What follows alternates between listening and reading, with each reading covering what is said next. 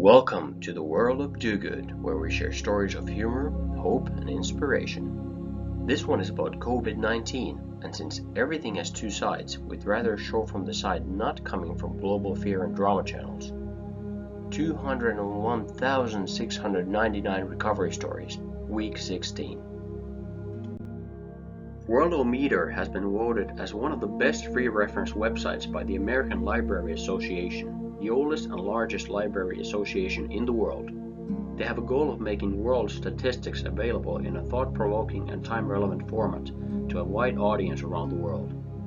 They have no political, governmental, or corporate affiliation. They release COVID-19 data that is trusted and used around the world by most important news channels.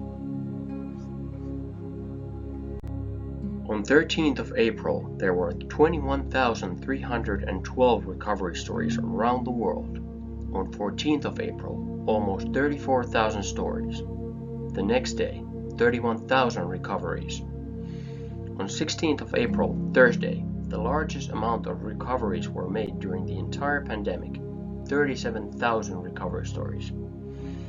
Now imagine that. 37,000 beautiful, heartwarming recovery stories just that day.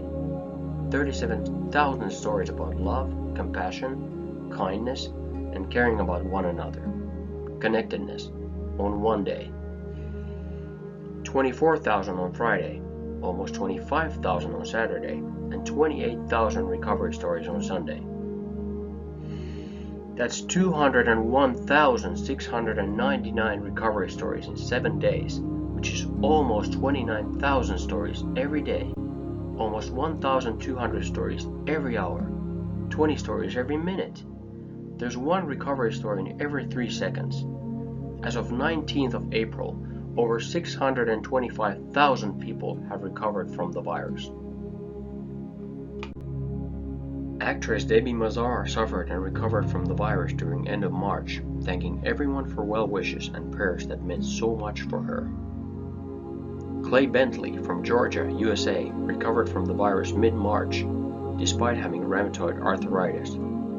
He gives thanks to hospital workers and also to God, since his faith has been strong and helped in the recovery. Another centenarian was discharged from Hubei Maternity and Child Health Care Hospital, along with other 80 people cured from the virus, although having underlying health conditions including Alzheimer's disease, hypertension, and heart failure. Frozen 2 actress Rachel Matthews also recovered from coronavirus, posting info about the symptoms for helping and creating awareness, urging people to take care of one another. A 101-year young in Rimini, Italy, was released from hospital end of March. The person named as Mr. P taught Italians a lesson, stating that even at 101 years, the future is not written, giving future hope for others. Carlo Navarro was the first Filipino to have tested positive for coronavirus in early March and reminded everyone about the importance of isolating yourself. It was also important for people to know that they should not fear going into the hospital, and that's the only way you can protect your loved ones. Finland's former president and Nobel Peace Prize winner from 2008, Martti Ahtisaari, recovered from the virus early April at age 82, along with his wife Eva. Actor Idris Elba suffered and recovered from coronavirus during March and reminded everyone of the situation. We live in a divided world right now, but now is a time for solidarity. Now is a time for thinking about each other. There are so many people whose lives have been affected.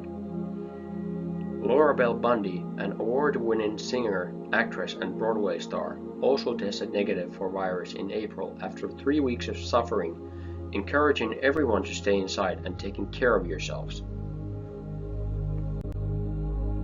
Dutch woman Cornelia Ras fell ill on March 17th, the day after her 107th birthday, becoming the oldest to recover from the virus on 6th of April. She takes no medicine, still walks well, and gets down on her knees every night to thank the Lord. On April 13, CGTN reported to having more than 3,600 over 80-year-olds recovered in Hubei, China, including 7 centenarians, boosting the recovery rate for people over 80 years at nearly 70%. Andy Cohen, talk show host, shared his story with the virus during March, thanking all the medical professionals and urging everyone to stay at home and take care of themselves. An ER doctor from San Francisco, Rosny Daniel, was among the 5 that were tested positive for the virus at the NYC Medical Conference, and after recovering feels incredibly thankful for supportive colleagues, family, and friends who have shown him overwhelming support. Keith Watson from Worcestershire, UK, was admitted for surgery in March after a fall, but developed a high temperature and tested positive for COVID-19. The Alexander Hospital took all the precautions, and with their help he recovered beginning of April, at a respectable age of 101 years. Boris Johnson recovered from the virus and sent his greetings April 16th, urging citizens to stick with the guidelines and staying isolated and protecting our loved ones as well as others. While the vast majority of COVID-19 victims are senior citizens, there are an increasing number of centenarians proving full healing possible, as 100-year-young grandma Micaela showed in Barcelona, Spain. She made a full recovery beginning of April and sang from her balcony in Barcelona, quoting, "I killed that little bug," to a family video clip. Hospitals across Spain, Iran, Portugal, US, China, and Italy, among others, have been applauding other centenarians on their way home after being diagnosed with COVID-19. Did you know that today more than 350,000 babies are born on this planet? That means that on week 16, over 2.4 million babies have held their mother's hand for the very first time. Welcome